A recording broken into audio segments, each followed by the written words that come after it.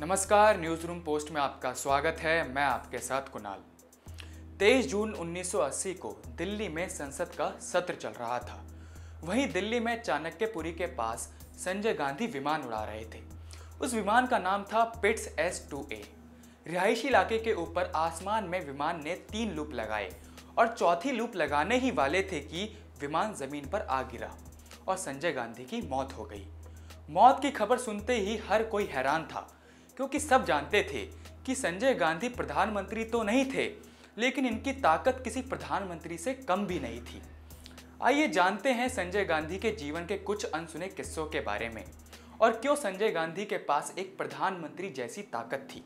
इंदिरा गांधी के छोटे बेटे संजय गांधी भले ही प्रधानमंत्री नहीं बन सके थे, लेकिन भारतीय राजनीति के पंडितों का मानना है कि उन्होंने साल 1973 से लेकर साल 1977 के बीच अप्रत्यक्ष तौर पर देश का कार्यभार संभाला था। दरअसल राजनीतिक लोग ये भी मानते हैं कि इस दौर में राजीव गांधी ने भारत सरकार को कई महत्वपूर्ण फैसले लेने के लिए विवश भी किया था। संजय गांधी को इंदिरा गांधी का उत्तराधिकारी के तौर पर भी देखा जाता था।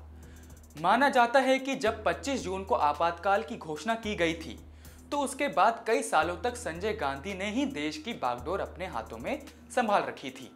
साल 1976 के सितंबर महीने में उन्होंने एक ऐसा फैसला लिया जिसे आज भी देश के बुजुर्गों को याद है।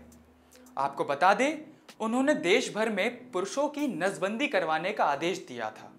इस आदेश के पीछे सरकार की मंशा थी कि देश की आबादी को नियंत्रित किया जा सके, लेकिन देश भर में कई लोगों की जबरदस्ती नसबंदी करवाई गई। एक रिपोर्ट में खुलासा किया गया कि एक साल में करीब 60 लाख से ज़्यादा लोगों की नसबंदी करवाई गई थी। यही नहीं, बताया यह भी जाता है कि 16 साल के बच्चे से लेकर 70 साल के बुजुर्गों तक की नसबंदी करा दी गई थी। वहीं देश के अखबार इंदिरा गांधी के खिलाफ खबर ना चलाए और सरकार के विरोध में कुछ ना लिखे, इसके लिए उन्होंने देश के सभी अखबारों की बिजली आपूर्ति तक पर रोक लगा दिया था। अब इससे आप अंदाजा लगा सकते हैं कि आपातकाल के दौरान शक्तियों का बंटवारा किस प्रकार था।